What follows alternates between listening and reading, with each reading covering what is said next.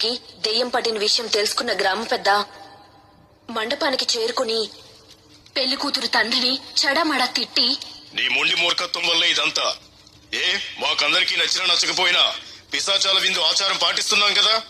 నువ్వు పెద్ద నాస్తికుడు గాని పిశాచాల విందు లేదు గిందు లేదు అని వాటిని సంతృప్తి పరచలేదు.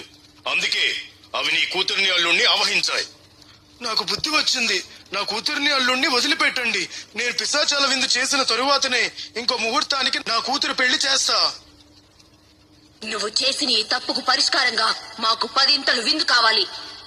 లేదో నీ కూతురు రక్తం కక్కుకు చేస్తుంది. జాగ్రత్త అని వాళ్ళిద్దరినీ దెయ్యాలు విడిచిపెట్టి వెళ్లిపోయాయి. ఇదంతా అదృశ్య రూపంలో చూస్తూ ఉంది పొట్టి దెయ్యం. ఏంటి దెయ్యాల విందా అంటే ఏంటి? అసలు ఎందుకు పెట్టాలి దెయ్యాలకి విందు? ఇదేదో ఆసక్తికరంగా ఉంది. ఈ దెయ్యాల విషయం ఏంటో తెలుసుకునే ఈ ఊరు వదిలి వెళ్తా అని ఎగురుకుంటూ వెళ్లి చెట్టెక్కింది.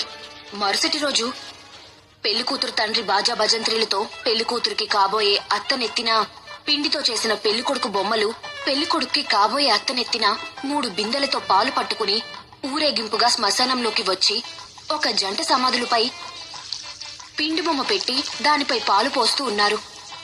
బొమ్మ కరిగిపోయే వరకు పాలు పోస్తూ ఉన్నారు.